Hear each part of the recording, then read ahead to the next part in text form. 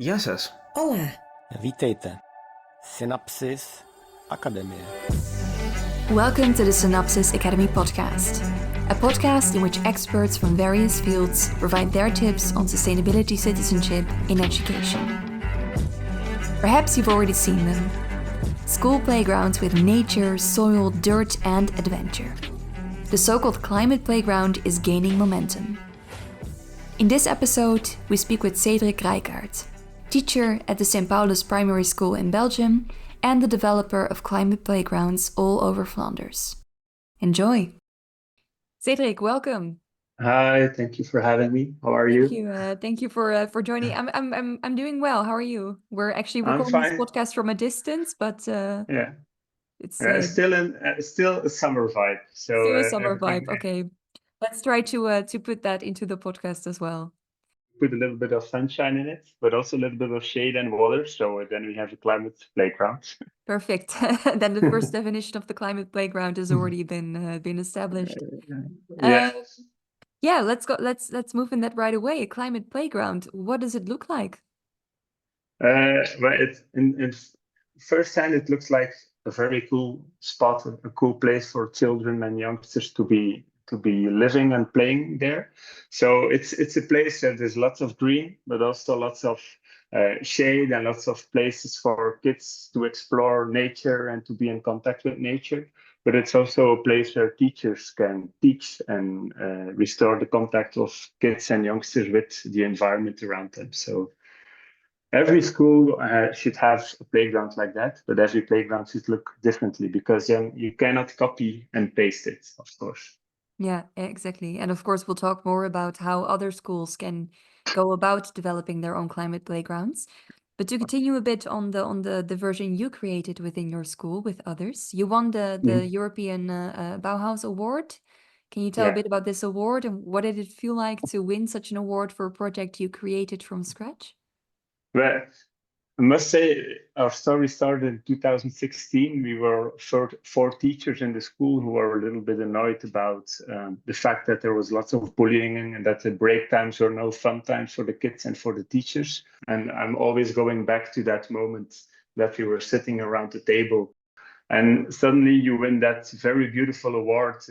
I still remember the moment that we were sitting in the hall where they're saying who was winning, and we were the last one to be announced, and we won, in fact, the Public Vote Award. And to me, that's even more special because it's the people who decided.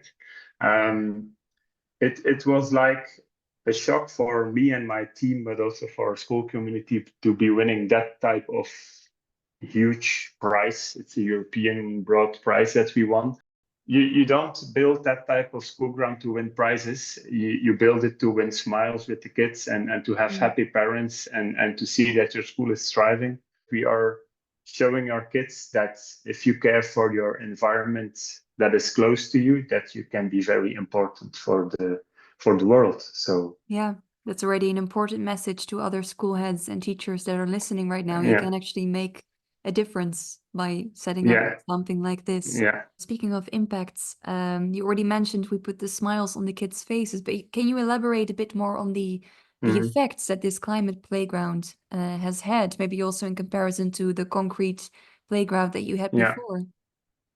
So as I said, we have 500 kids playing every day on the school ground, about 2 hours a day. On the concrete school ground, we saw, I think, 5 different types of play. We saw the ball games, the rule games, running, sitting, social play. But we didn't see creative play, we didn't see fantasy play, we didn't see any other constructive play. So STEAM was not outdoor. And now we see with making the change that I can be counting 20 or 30 different types of play when doing more surveillance on the school ground. So we see much more different types of play, which means that kids who are bored are not longer bored. They were bored, but now they find their type of play or they can find their spot to be out there. So bullying has disappeared from our school ground. Wow. So that's a very important impact that it is. There are still kids who have troubles, of course, in every school you have them, but we see that our kids are more happy. And we used to have a working group of teachers who were trained in any type of restorative practices and bullying. And now we see that that working group has been without work for the past 4 years. So it's also having a big impact on us as teachers. So we don't have to do those trainings anymore. So we have more It's time to really be out with the special. kids. And Wow. so that's a big difference that we see. Yeah. And also maybe in terms of school infrastructure, do you notice any difference? We've had a lot of heavy rain in Belgium and the So Netherlands the past months. yeah, what we see is that the street in front of the school is every time when there are big floodings, there are national news. So they come and film in the street before and on the front side of the school. We were even thinking of putting a boat on there, but the school ground itself, it's a little bit higher, and we don't have troubles when it's raining that much. So what we did is we made a sponge of the school ground. So when it's raining, there's a system below the surface that is infiltrating the rain, even heavy rainfall. And we are also capturing 150,000 liters of rainwater to be using in sanitary blocks to have like a buffer. We have our own weather station at the school, and then it's linked to a website where you can see everything, statistics and diagrams. And then we use these statistics to have mathematics in the class. So we have our own weather forecasts. So we talk about our own weather, and we use it in mathematics, in our science lessons, and everything. So amazing. Did you develop this together with the playground, or were these features added at different times? yeah, they were added at different times, because I think that's what you should do as a teacher. You should start with where are we and how does our outdoor space look like, and how can we pimp it so it can be also useful for our lessons and our teaching methods. So we are also training ourselves all the time in more techniques on outdoor learning and finding ways to improve the school ground. Everything should be multifunction. Amazing. Going back to the initial spark of inspiration, when did you start, or when did your team start thinking we have to change our school ground into this climate playground? Yeah, I'm a little bit how to say atypical. No, not a typical teacher, but atypical. I have a career in youth work too. I used to be a youth worker, and I was developing holidays for kids and youngsters with outdoor play. And when you are doing that, when you go on summer camps, you're always outdoors. Yeah. And then I started to teach about 12 years ago, and it's very funny, but when you are working in a school, it's totally the other side. So you're always indoors. And I was teaching first grade, so the 6 years old, and 24 kids. You cannot keep them still on their table, so you have to go out a lot. And I wanted to do that, but outdoors there was only concrete. There was nothing. You can count the tiles, but it's no fun. So we saw that moment, or I saw that moment as maybe I can talk to other teachers and find a way to change it. Along the way, I found people with like minds, and I visited places all over Europe to see examples of how they could look like, and it was nice to be able to make a change in the school of my kids. And so you also traveled to gather inspiration with others. yeah, thanks to Erasmus Plus, the program of the European Union, we traveled to Scotland, to the Netherlands, to Germany, to Finland, to Spain, to Portugal. Nowadays, we have been everywhere Wonderful. to see how school grounds look like, or shouldn't look like. And that's what we are also doing now, is sharing our story and trying to inspire other schools and teachers to follow our path. And now we founded Bless. It's part of the Artevelde University in Ghent. And we are a group of people who are joining with a lot of landscape developers, landscape architects, who are now helping schools in Flanders to develop their grounds. I think it's a great question, though. How do you start? You were a teacher in your school, not a school head. Like, how do you, as a teacher, start such an initiative from day one? I think you need partners in your school team. You don't need to have everybody on your side, because that's not possible. You will always have the people who say, the kids will be dirty and it will be so much money, and how will we organize? And it takes so much time, and I want to do my own classroom. I don't want to see the big picture. So we have all these, they are very important voices, of course, but you need to have 3, 4, maybe 5 people who are really on your side and who are looking around and who want to make the change. But we believe with the organization that we founded is that you need external expertise. You need landscape architects, you need people who know about plans, about how to build a good school ground, to know about all the techniques. And they cost lots of money. But what we see is that in Flanders, when schools want to build a new school building, they ask an architect. Yeah. And when you talk about changing the school ground, suddenly it's like, oh, but the parents can help, and we can do it with our group of teachers, and we don't want to put a lot of money in it. And all of these things, everything should be low budget. But then I always say there are 500 kids playing 2 hours a day, every day, 170 days a year there. Yeah. So that outdoor space is the common ground of so much people. Please invest in it. Yeah, it's a mindset change. You also need the architect for the playground. It's worth investing in. Yeah, they exist. The experts who know about creating the school grounds. They are alive. You can find them. Yeah, exactly. So, but I mean, the money question surely is an important one. Yeah. How did you in your school go about the finances? Did you meet resistance there? Were there some opportunities already? Yeah. So, well, when we started the story, there were no government fundings. There was maybe you could have 5,000 euros from the regional government, but with 5,000 euros, you don't get rid of 4,000 square meters of concrete. But that was not our main thing. We didn't think about the money. We thought about the dream, and we developed a very good design. And it took us 4 years to develop that design and talk about everything with local government, with the city, with the parents, with the children, with the teachers. And by doing that, we built like a very cool alliance of people who were really into the story. And our story developed also not only with the school ground as a focus, but also with the learning program around it. And then 2018, by luck, Flemish government, Department of Environment launched a subsidy that provided 250,000 euros per project to projects that wanted to get rid of concrete. Yeah, so then we put our own story there, and there were 23 projects selected, only 4 schools, and we were one of those 4 schools. And suddenly you have 250,000 euros. By respecting the slowness and building strong alliances, we found money, and that way we were able to bring more noses in the same direction. So our school board suddenly said, okay, now you have 250,000 euros that you should spend.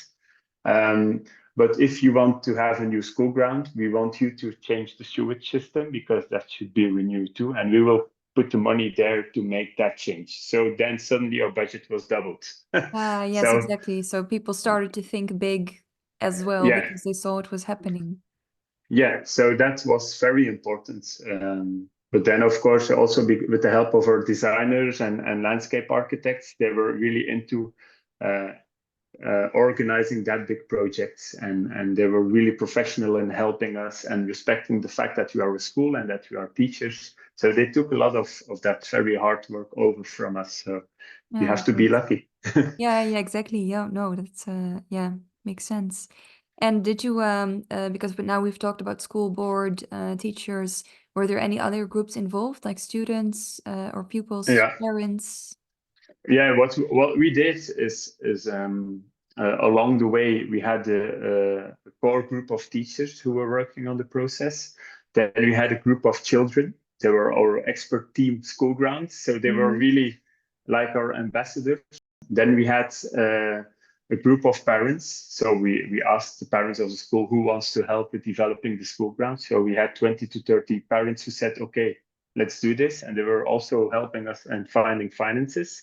And so all these different partners built like a school ground community around the process. And they were so important. But we knew that if we want to keep them on board, because it's a very slow process, that we needed to make it always nice to come over to the meeting. So we always provided a drink and cake and coffee. And when the work was starting, we had a big barbecue and everybody was happy, and we started to get rid of the first tile. So also the power of the process is that we had so many people who are really engaged in making the change now. Then it changed 2020. COVID came. Yeah, We and had a then you small could not party. use it, or We couldn't use it. But the moment that we could have the first big meetings, we had the Flemish Minister of Environment visiting us and opening the school ground, and that was like a big relief to us to see that the change was made. But to be honest, that was the easy change, because changing your infrastructure is something that you can see it happening. But now we have to change the mind of the teachers who are working there, and how can we teach better, and how can we use that space and to be a better school, and to be better in all of these new methods and transformative learning and all these yeah, different. really adopted in the school vision, in the curricula. Yeah. And Yeah. there's the work for the school leader, of course, to be like the spider in the web, and to give people the opportunity to be trained and to have external experts coming into school. Because we are not a school that says you have to do this now 1 hour a week. We just provide opportunity and hope that the colleagues will see it. So that's our school culture, which is really a nice culture to be working at. Yeah, I can understand that. Well, we're slowly approaching the end of this podcast. I assume you could speak about this project for hours on end, and I'm sure you're doing this regularly as well. Just rounding off, do you have, for those teachers or schools who would also like to start developing or designing their school playgrounds, what are 2 features that cannot be missing from the playground? Can be anything, ranging from plants to whatever you think is relevant to have there. I think you need everything. You need Yes, place of course. and it's not the equipment, it's not the slides, and it's not the nice playhouses and the tree houses. It's in fact to give the opportunity to kids to explore and to be creative with the materials they find, like sand and stones and all the natural elements that can be done. So don't buy fancy things. Just provide loose parts, provide nature, but also be careful about the kids that want to play football or want to do roller skating or want to play sports. Provide places for them too. And if you have that nice mix of all of these elements, I believe you have a very cool school ground. Okay, very good. And it's a very good tip to end with, I think. Thank you so much for your very illuminating talk today. And we wish you best of luck in the future with improving the school ground and spreading the message. Yeah, thank you so much. Have a great day.